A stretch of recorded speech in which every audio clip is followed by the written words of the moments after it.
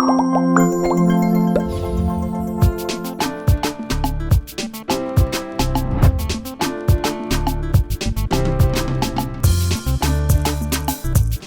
et messieurs, bonjour. C'est Terre à Terre, hein? Ah, voilà. Alors, celui que je vais vous présenter tout à l'heure, lui, il a l'habitude de présenter les autres. Mais aujourd'hui, hein, c'est pas lui qui va poser des questions, c'est moi qui pose des questions. Parce qu'il est animateur, il est enseignant, il est journaliste, il est... Lui-même va présenter sa carte de visite parce qu'il a tellement de casquettes que moi, je suis dépassé. Mais moi, j'ai réussi à l'avoir aujourd'hui comme l'homme de la culture. Voilà. Master Ivo, bonjour. Bonjour, bonjour, bonjour, bonjour à tous ceux qui nous regardent. Bonjour à toi. Et nous doit donc glacé. Tu vois maintenant, c'est moi qui te reçois. Oui, ça fait un genre. La vie est comme ça, hein? Bon, je comprends qu'on peut être ici aujourd'hui, demain on est là-bas. Donc, je suis sur terre à terre. Oui. Et je sais que terre à terre, c'est vraiment terre à terre. Terre à terre. Et je regarde souvent terre à terre. Et je suis très content de regarder terre à terre. Voilà, donc, avec je vous salue. terre à terre. Et j'espère que je serai vraiment terre à terre avec vous et avec toi.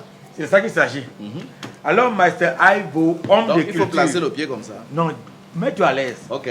Homme de culture. C'est pas la culture qui est venue vers toi, c'est toi qui allais vers la culture ou bien c'est l'inverse? En fait, je peux dire que je suis né avec la culture. Oui. Je suis né avec la culture parce que dès l'enfance, j'étais ce petit garçon qui était très fan de la musique, Oui. Du côté de Mbanga, dans les années 80. Tu es né en Banga? Non, je suis né à Boya. À Boya. Oui, donc en Mbanga, il y avait des salles de cinéma, il y avait déjà des boîtes de nuit, pour ceux qui se souviennent, qui se rappellent de cette époque-là, cinéma Lofico, cinéma à Boya. Et étant tout petit à l'école primaire, on allait souvent se battre en semaine pour avoir 105 francs. Et les 105 francs, c'était ce qu'il fallait payer pour entrer et voir un film hindou. Oui, oui, oui, donc, oui. On se retrouvait en salle de cinéma. Et le jour où tu n'avais pas l'argent, on essayait d'aller faire des petits trous. Oui, on partait guetter. Oui, et à travers ces trous-là, on allait guetter pour voir un peu ce qui se passait. Ouais. Et la même chose pour les artistes musiciens, parce que justement, à cette époque-là, il y avait des boîtes de nuit là-bas, du côté de Mbanga, où de très grandes stars, des vedettes venaient prester, chantaient. Et nous, on allait, on n'avait pas l'âge pour accéder en discothèque ou en boîte de nuit, mais on se plaçait à l'extérieur pour voir quand les stars vont entrer pour les applaudir. Wow. Et je me souviens toujours de cette image où Jean-Michel Cancan, paix à son âme, est venu en Mbanga durant une tournée. Et pendant la caravane, il a terminé la caravane, il était assis, il devait se produire au cinéma Lofico. Alors, il s'est assis dans un snack qui était là, et nous, on était tout autour, on l'admirait, puisqu'on l'avait vu, on l'avait déjà vu à Télépodium. Donc, c'était la première fois pour nous de voir Jean-Michel Cancan. Et je me souviens, parmi les enfants qui étaient là, il m'a fait le signe comme ça. J'ai avancé, il m'a tenu par la tête et il m'a corsé. Bon. Ça m'a fait mal. J'ai même dit aïe. Et il a ri. Oui, donc... j'ai déposé quelque chose. Je ne sais pas, mais j'imagine, je ne sais pas si c'était ce qu'il faisait, mais c'est un geste qui est resté dans mon esprit et dans ma mémoire.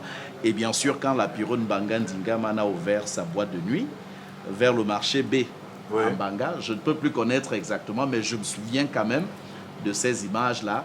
La boîte de nuit était en planche. Et il y avait de très grandes stars qui venaient se produire là-bas. Et chaque fois qu'il y avait une star qui était annoncée, nous qui étions tout petits à l'école primaire et qui ne pouvions pas accéder en boîte de nuit, on allait se placer dehors. Même si la vedette arrive à 2h, 3h du matin. Nous, on va te voir aujourd'hui. Nous, on va te voir. Même si on ne te touche pas, même si on n'assiste pas au show, on veut te voir. Donc, voilà un peu comment je me suis retrouvé, je vais dire, mes premiers contacts avec le monde artistique, le monde de la culture. Et tu arrives à Yaoundé pour venir faire quoi? J'arrive à Yaoundé naturellement parce que, en fait, j'ai ma sœur aînée qui était mariée à l'époque et qui avait un mari qui lui avait fait des bébés tels des Kalachnikov. Chaque mercredi. Donc, elle s'est retrouvée avec 3 bébés, ses 3 enfants, et il fallait qu'elle voyage de Kumbo pour Yaoundé. Et entre-temps, moi, j'étais élève quelque part au collège St. Paul's College, en Kwen, à Bamenda. Alors, pour qu'elle revienne, qu'elle parte de Kumbo pour Yaoundé, parce qu'à l'époque, c'était des agences comme Fanny Voyage, Savannah Express et autres. Et le lieu de repère, les agences étaient basées au Carrefour Billy. C'est comme ça que la famille décide donc, bon, comme ta sœur ne peut pas voyager avec 3 enfants seule, je fais un clin d'œil à ma grande sœur en passant, elle s'appelle Florence, bonjour la mère. Donc, il fallait que je sois avec elle, qu'on paye 2 places et que je l'aide à porter l'un des enfants. Et on devait s'échanger, elle, moi. C'est comme ça que, voilà le prétexte qui m'amène à Yaoundé. Et j'arrive à Yaoundé, on est au mois entre août et septembre. Et la rentrée scolaire est normalement prévue dans quelques jours, pour ne pas dire quelques semaines. Sauf que quand j'arrive ici, je devais normalement retourner à Bamenda, après être venu accompagner la grande sœur. Mais son mari, paix à son âme, il a estimé que non, elle avec 3 enfants, comment elle pouvait vivre seule, et tout. C'est comme ça qu'ils ont cherché à convaincre mes parents qu'il fallait que je reste à Yaoundé. Je suis resté à Yaoundé. Mais j'ai eu trop de problèmes au départ. Parce que venant d'une région où l'anglais était la langue de prédilection, où ma première langue était English, il fallait trouver un établissement scolaire. Et à l'époque, c'était rare. Collège bilingue d'application, lycée bilingue des SOS et JBSS Tougébé. Alors, je ne sais pas par où commencer. Et c'est comme ça que, en cherchant, parce qu'on n'a pas pu trouver une place dans l'un de ces établissements-là, je vais dans un collège qu'on appelle Collège de la Rénovation, ou Collège Lissouk, vers le camp Ayap. Je trouve une place là-bas. Et je trouve une place là-bas. L'établissement n'est pas bilingue. Moi qui sortais de Form 1 à St. Paul's College. Et je m'inscris là-bas. Je me souviens toujours d'un prof, notre prof titulaire, je crois, qui m'a demandé, my friend, what are you coming to do here? You are supposed to be in collège bilingue d'application or LBA. Mais tu fais quoi ici? Non, au lycée bilingue des sources, LBE, ou GBSS Tougébé. What are you doing here? J'ai dit, je n'ai pas le choix. Je me suis assis en salle de classe. Là, tu fais quelle classe? 5e. Je pars de Form 1 pour 5e. Oui, parce que entre-temps, ce qui s'est passé, c'est que je m'étais retrouvé à Government School Balikumbat, Barnekat. Et là, j'ai fait le First School Living Certificate à Classics. Je l'ai obtenu avec le Common Entrance Examination que j'ai obtenu. Donc, je suis allé m'inscrire naturellement à Form 1 au niveau de... Alors, je comprends pourquoi tous les animateurs ont des problèmes avec toi aujourd'hui, parce qu'on a besoin d'un animateur, d'un présentateur de mariage en français, tu es là. On dit en anglais, c'est toujours Aibo. Bilingue, c'est toujours toi. Ce qui fait que tous les samedis, tu occupes l'espace. Non, je n'occupe pas l'espace, c'est l'espace qui m'occupe en fait. C'est pas possible. Parce que la réalité, on est terre à terre. C'est-à-dire qu'on se connaît depuis des années. Bien sûr, bien sûr. Et tu sais comment ça se passe. Il y a des week-ends où tu as envie de rester avec ta famille. Vraiment. Il y a des week-ends où même quand tu as un pointage, ton vœu le plus cher, c'est que il fallait que je sois libre pour aller prendre un pot, pour aller passer un moment en famille, rendre visite aux amis. Mais lorsque l'on vous sollicite, vous avez l'obligation et le devoir aussi de rendre service aux personnes qui viennent vers vous. Est-ce que tu as déjà sauté un samedi, un week-end, sans présenter un mariage ou une grande cérémonie? Non, moi je réponds non.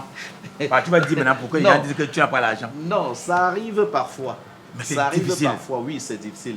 C'est difficile. Des fois, c'est parce qu'on n'a pas voulu bien te payer. Oui, ça dépend aussi parfois de l'approche et du cachet que l'on propose. Parce que je fais partie des personnes qui estiment que chaque métier, chaque travailleur doit être traité à sa juste valeur.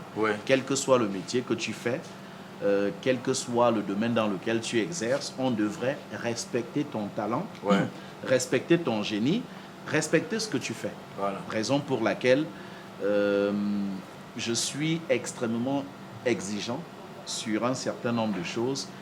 Mais quand vous êtes exigeant, il faut savoir que le client également, celui qui te sollicite, lui, il sera davantage exigeant. Bien sûr. Donc, respectons les exigences des uns des autres. Oui, parce qu'il faut respecter les exigences des uns et des autres. Ça, voilà. C'est clair.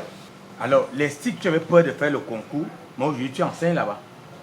Non, je n'enseigne pas. Tu fais quoi? Je n'enseigne pas à l'ESTIC. Je ne suis pas enseignant de l'ESTIC. Tu fais quoi là-bas? Je ne suis pas enseignant. Non, je ne fais rien là-bas. Je suis là croisé à l'université de Yaoundé. Tu fais quoi là-bas? Non.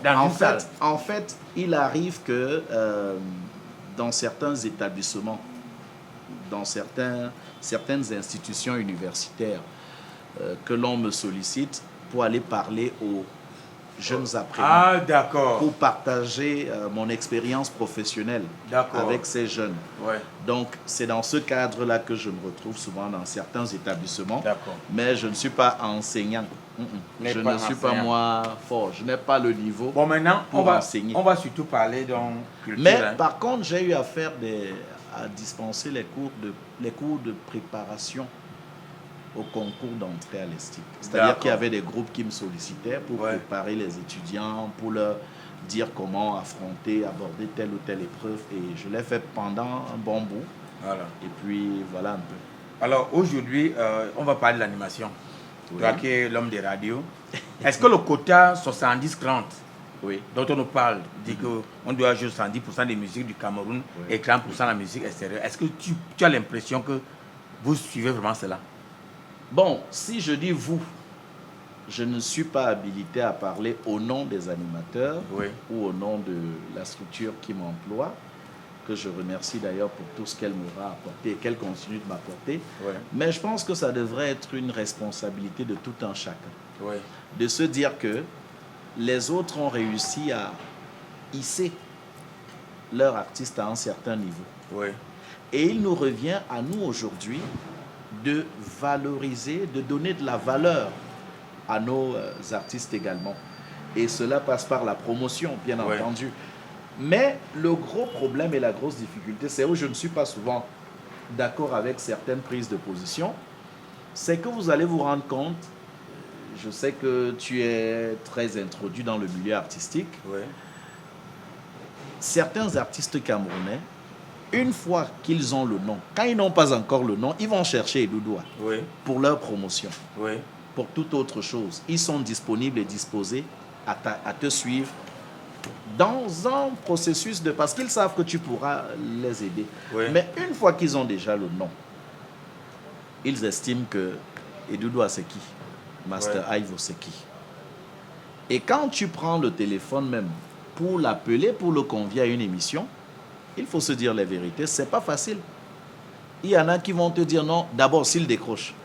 Non, je suis indisponible, je suis. Il y a une artiste qui m'a dit qu'elle était au volant pendant 1 mois. Donc si on sort là, donc tu appelles, pour la croiser au volant. Elle te dit qu'elle est au volant. Tu appelles pendant 1 mois, elle te dit je suis en train de conduire, je te rappelle. Pendant 1 mois, pratiquement. Mais c'est le jour où je l'ai appelé, je l'ai insulté. Je lui ai dit certaines choses parce que bon, il faut aussi être vrai dans la vie. Quand j'ai dit ça, elle m'a rappelé, non, mon père, c'est que bon. Il n'y a pas de problème. Bon, est-ce que lorsque vous jouez les étrangers, et ils ont fait quoi? Lorsqu'on joue les étrangers. Je ne parle pas de toi. Non glacé. Non, je suis d'accord. Je peux parler de moi. De moi ou des autres. Parce que déjà, ils ne payent pas la promotion ici. Mais pour les jouer, il a dit que partout on passe. Non glacé. Ou bien c'est pour mettre mal à l'aise les gens d'ici. Ils me souviennent que tu voyages beaucoup. Tu es artiste. Et quand tu vas dans ces coins, dans ces pays, on te traite en tant qu'artiste. On ne tient pas compte du fait que tu viens de tel ou de tel pays. Quand une œuvre musicale est intéressante, on n'a pas besoin. L'une des chansons les plus célèbres au monde. Bon, elle est intéressante parce qu'on a bien fait la promotion chez eux. Non, Opangam Nansa, qui a plusieurs milliards de vues, qui vient de Psy. C'est le nom de l'artiste. On a dansé ça ici au Cameroun. Bien. Sans même avoir connu l'artiste. Alors, tu viens de dire qu'elle est intéressante parce qu'on a fait la promo. Oui, chez eux. Mais une promo se fait avec la disponibilité. Il ne suffit pas seulement de diffuser la chanson. Lorsqu'on diffuse une chanson, il faut partager le quotidien, l'actualité de cet artiste avec ses fans. Oui. Mais on a certains artistes chez nous, malheureusement, qui ne sont pas accessibles. Même les fans vont vers eux pour des photos. L'artiste repousse les fans. Oui. Donc, c'est un ensemble. Nous devons nous entendre et se dire, OK, tu sais comment les artistes passent aujourd'hui dans les médias? C'est ce qu'on appelle médiator. Oui. Ça veut dire que lorsqu'il a un projet, il ne vient dans les médias que lorsqu'il a ses intérêts. Oui. Mais si toi et Doudou, tu dis, viens sur terre à terre, Oui. et qu'il ne trouve pas son intérêt parce qu'il n'est pas en promotion, il va te tourner pendant 1000 ans. Oui. Or, tu sais pourquoi tu l'invites? Exactement. Tu l'invites parce que tu as une information, ou alors tu as des questions pertinentes à lui poser par rapport à l'actualité ou à sa carrière. Bien sûr. Mais il te dit, je n'ai rien à dire. C'est quand il sort Oui. l'album ou le single, et Doudou, il veut passer chez toi. Oui, c'est Master c'est I lui veut qui appelle. passer chez toi. Alain Dexter, je veux passer chez toi. Bon, X, je veux passer chez toi. Aïbo, est-ce que Solange Manga, je veux passer à Grande Pause. Et le même artiste maintenant, il vient chez Doudou aujourd'hui. Demain, Aïvo. Après-demain, Manga. Après Dexter. Après. Et quand il a fait ça, c'est qu'il a fait son médiator et c'est fini. Oui. Il va rester chez lui. Bon, Aïbo, est-ce que tu es parmi ceux qui disent que, évidemment, les Camerounais là, ils chantent quoi? Non, je ne peux pas dire ça. Voilà. Parce que j'ai reçu 2 artistes de référence quand je présentais l'émission Bonjour et j'en ai reçu encore. Mais je me souviens que Kofi Olomide m'a dit que Eboalotin fait partie des artistes qui ont influencé sa carrière artistique. Non, ça, je ne parle pas de cette époque. Je suis Actuellement, en train là. de venir. D'accord. Je suis en train de venir. C'est pour dire que le Cameroun a toujours été une référence musicale. Oui. Même quand vous écoutez les artistes ivoiriens que nous recevons ici, ils vous le disent. Mais maintenant, actuellement, il est question, je ne peux pas dire que les artistes camerounais chantent quoi, non. Oui. Il faut respecter toute créativité artistique. Oui. Toute œuvre artistique relève du génie de son auteur. Oui. Du coup, ce qui manque à nos artistes aujourd'hui, c'est l'environnement, c'est la stratégie. Vous allez voir que beaucoup aujourd'hui, vous les appelez, bon, ok, je veux que tu passes sur terre à terre. Il te dit non, je fais les challenges TikTok. Oui. Et ils oublient que tout le monde n'est pas sur TikTok. Oui. Si nous sommes 30 millions de Camerounais, il y a une partie de Camerounais qui est sur TikTok. Oui, c'est vrai. Et ceux qui sont sur TikTok majoritairement, c'est une tranche d'âge. Alors, vous prenez les gens de TikTok. Est-ce suffisant pour dire que non, la chanson va bien? Voilà. Juste parce qu'on a eu 2 millions de likes Oui. et on a 2 millions de vues sur YouTube, non, c'est déjà bon. Mais je ne suis pas là pour poser les questions. Il faudrait que les gens posent les questions à Doudou. Le jour où il sera invité sur terre à terre, comment il a fait pour rester là, demeurer là, depuis au moins 20 à 25 ans? Oui. C'est-à-dire que quelqu'un qui a commencé la comédie, je ne sais il y a combien d'années, il y en a qui sont venus, qui sont partis, il y en a qui sont venus, qui sont partis. Ce n'est pas la vitesse, Oui. c'est la résistance. Exactement. Et il faut que nos artistes comprennent qu'ils ont embrassé des carrières. C'est un métier. Et qui dit métier, c'est que Doudou doit avoir un manager digne de ce nom. Oui. Et Doudou doit avoir un responsable de la communication digne de ce nom. Il ne doit pas aller chercher son ami. Quand vous sortez d'ici pour aller prendre un taxi ou prendre un véhicule, c'est toi la star qui tire ton sac. Voilà. Pendant que le manager, lui, il est en train de jouer les stars. Il a 3 téléphones. Il a 3-4 téléphones et tout. Et il ne fait pas de vidéo sans se mettre en statut lui-même. Voilà. Et ça Alors peut appeler que manager. celui qu'il faut vendre, c'est la vedette et Doudou. Oui. Et non moi, le manager ou le responsable de la communication. Exactement. Donc, les équipes, les personnes qui travaillent pour l'artiste doivent être au service de l'artiste. Et non le contraire. Voilà. Parce que c'est ce qui se passe aujourd'hui. C'est ce qui cause tous ces problèmes. Des erreurs de communication, des erreurs d'appréciation, où il y a une situation où il faut gérer, par une communication de crise, on vous sort un communiqué, quand vous-même vous lisez, vous vous demandez, mais c'est comment? Ça sort d'où? L'artiste, c'est une personne publique qui doit protéger son image et qui doit gérer son image. Qui dit gestion de l'image, voilà, on comprend. Alors, quand tu essaies un peu de regarder, on est déjà vers la fin de cette émission, lorsqu'on tu essaies un peu de regarder les différents rythmes au Cameroun, tu trouves que quel rythme musical se porte un peu bien actuellement? Quel rythme musical? Si on prend seulement le Makossa et le Bikoutsi. Non, la réalité c'est que pendant très longtemps, on a présenté le Cameroun comme étant un pays où il y avait le Makossa, le Bikoutsi et dans une certaine mesure le Ben Sikid ou le Mangambe. Mais je pense qu'aujourd'hui on est en train de se rendre compte que pratiquement chaque groupe ethnique au Cameroun a une musique qui peut être dansable ou encore très appréciée, que ce soit sur le plan national et même à l'international. Je vais prendre l'exemple du rythme Bamoun, le Baloum. Oui. On n'a pas besoin d'être forcément du Noun de tel endroit, on danse. Et c'est pour dire qu'au Cameroun, d'autres ont peut-être le coupé décalé, ils ont le dombolo, ils ont d'autres rythmes. Mais la chance chez nous au Cameroun, c'est que nous avons plusieurs rythmes qui peuvent être exploités. C'est comme le Ndja dans le nord-ouest. C'est un rythme magnifique. Lorsqu'on écoute, on regarde le Samaling, c'est merveilleux.